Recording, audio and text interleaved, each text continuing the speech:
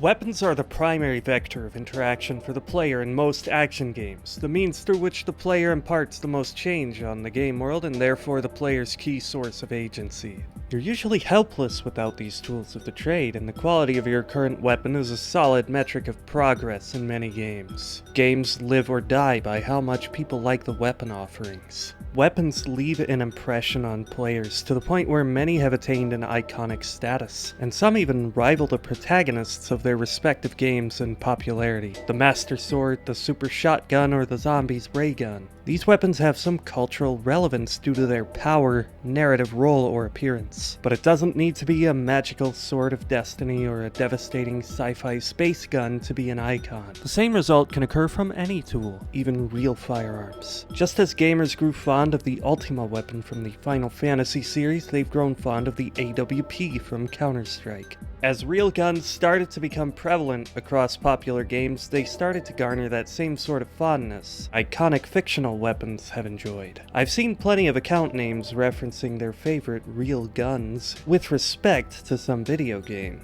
Plenty of previously obscure guns have experienced the video game bump, where they see a sudden surge in online interest due to an appearance in some game. Players might gain a slightly more appreciative opinion of a game when a gun they tend to like is in it. They have a fondness for their weapons, and this fondness can carry between games, due to the gun acting as a familiar frame of reference in an unfamiliar setting. Guns being so identifiable between games also helps to build a reputation about them in the minds of players and developers alike based on their representation across different video games. Guns don't exist in vacuum. They have a pre-existing reputation with associated fame or notoriety based on their real-world history or from other patterns of appearances in media, including other games. Back in the arcade days, guns in games were abstract, generic things, but as realism became more attainable through increased graphical fidelity, games sought to use what's front and center on the screen, the weapon in your hands, to confer a greater sense of realism, so many games converged on the principle of endowing the player with real firearms, leading to an explosion of real-world gun representation in all sorts of games around the turn of the millennium. The popularity of real guns in video games creates an interesting dynamic because unlike the Master Sword or the BFG 9000, these guns are third-party. They're not exclusive to the developer of whatever game they first appeared in. So they're free to appear in a disparate selection of games, and you end up seeing the same gun in dozens of games. As people become attached to these weapons, it provides a common thread between completely different games by different developers in different genres. And the attachment gamers feel towards these weapons means that getting your hands on your favorite gun in a new game can be exciting. Just like getting the Super Shotgun in yet another Doom game or the Master Sword in yet another Zelda. It's reassuring or nostalgic like that, like meeting an old friend. Just like old times. As a gun sticks around between games, it becomes beloved for its recurrence as an ever-loyal, ever-present companion for the player. A familiar face in an unfamiliar place can be quite reassuring, and will guarantee that these weapons need no introduction. There's something so comforting about getting my hands on a Browning automatic rifle. While I think the real weapon is cool and all, I don't have an immense fondness for it, and I doubt I'd enjoy shooting 30-06 in full auto. You know, not in battlefield conditions anyway. But I just like it in my games. It's got what I like in a virtual gun. Sometimes the reputations of guns in games has little to nothing to do with the reality of the weapon. Media producers have a way of inventing their own mythos. That's what happened with examples like the SPAS 12 Desert Eagle, Chris Vector, Accuracy International Arctic Warfare Rifle, aka the AWP. These are all guns that are more known for their appearances in video games than they are for their real-world prominence. The fact that so many know what these weapons are when they don't tend to show up much in reality proves that people take interest in fictional portrayals of guns. Guns tend to become more common in games after prominent appearances in prior games. I doubt it was just coincidence that the Arctic Warfare sniper rifle ended up in Call of Duty, Battlefield, and countless other FPS games, after Counter-Strike established its legendary reputation as the one-hit kill AWP sniper rifle. No matter the reason for its origin, any strong portrayal of a weapon can be the birth of a legend, with the potential for games to give obscure weapons a level of popularity that tremendously overtakes its real-world recognition. The satisfaction to which a game portrays someone's favorite gun might even be a serious consideration that goes into buying a game. It's often fun to see a gun in the game for reasons that have nothing to do with expectations set by other games, but instead by what people expect out of that gun in its own right. Maybe it's a question of authenticity in the game's setting, maybe the player owns the gun or just thinks it looks cool. Whatever the case, it can be pretty exciting to see a gun you like in a game you like. A specific gun can become the most important part of a game's memory to a player. Battlefield 4 and Battlefield 1, a near future and World War I game respectively, are fairly similar games with similar mechanics, but people might be drawn to one over the other solely depending on which set of era-appropriate weaponry they find more attractive. Incidentally, it's pretty cool that both games plausibly include the 1911 despite taking place over 100 years apart. Gotta respect the 3-time World War veteran. Also, imagine a gun you like suddenly gets dropped in a sequel. You might be disappointed, like in a fighting game sequel where they drop your main. Guns aren't really characters, but they do bring a little bit of personality with them. They have their own quirks and their own reputations. They characterize games and you can feel their loss. But their inclusion isn't always exciting either.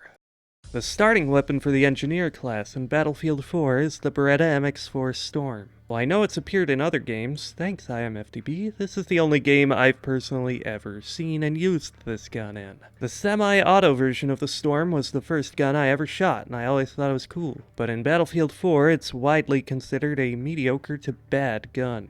Thus, it did not win the hearts of the audience, and so it has remained obscure and does not commonly appear in games. It had its opportunity, and it didn't make it. The only game I played with this gun is one where it's nowhere near the meta option. What a shame. I could find some way to make it work regardless of its shortcomings just because I like it, purely sentimental reasons, but the odds will be stacked against me. It's kind of like if your favorite character makes it into a fighting game, only for them to wind up being terrible. You'd be disappointed, maybe even more than if they hadn't shown up at all. And so you might not look forward to seeing a certain gun in a game, dreading its appearance. Maybe it's not in fear of the weapon performing badly, but instead it's a personal distaste for that gun outright. Maybe it's too flashy for the setting or you just think it's ugly. It might have an established pattern of not being fun in all sorts of games.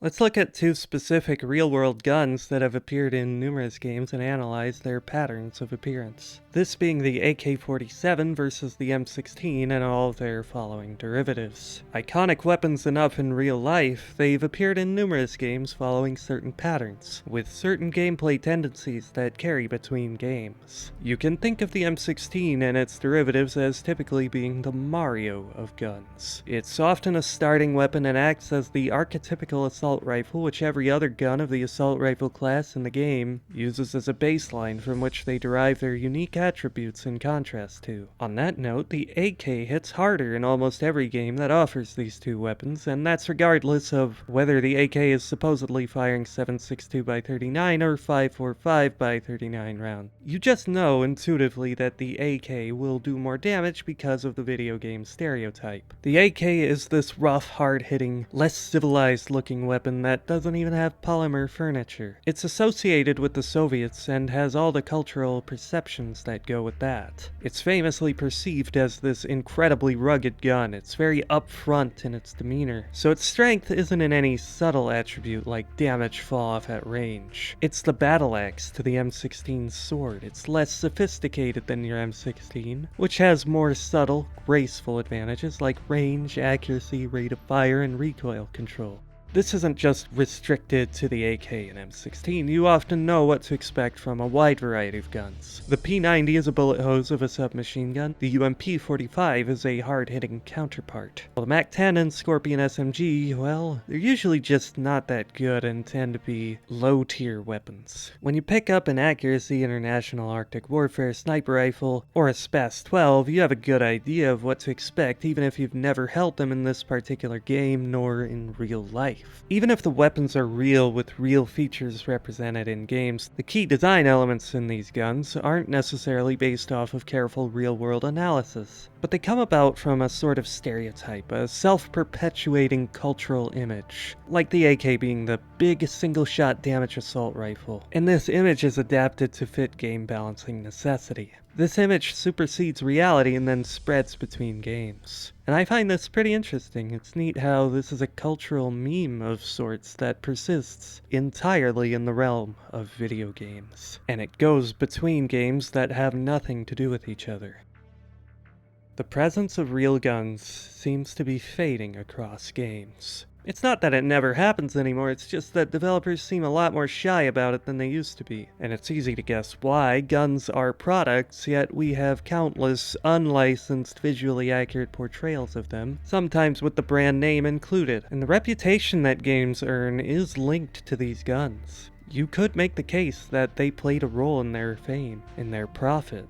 That's unsure footing because the gun manufacturer obviously has more of a claim to that identity, that brand, than a game developer. It's understandable why developers are avoiding this, but I think it's a little sad. Seeing Call of Duty with a lot of the military hardware becoming fake, off-brand guns is like if a Smash Bros. Game released with all the characters being off-brand knockoffs of the Nintendo characters they're supposed to represent. Well, I think the fading of real guns in games is kind of sad on its face and takes a lot of the realism out of ostensibly realistic settings. It also means the link between all these different games that use the same weapons is severed, and we lose that frame of reference, that cultural connection between games. So I felt I'd issue a counterpoint, or maybe just a eulogy, and emphasize that something really cool came of this period where developers fearlessly named and modeled their guns after the real thing.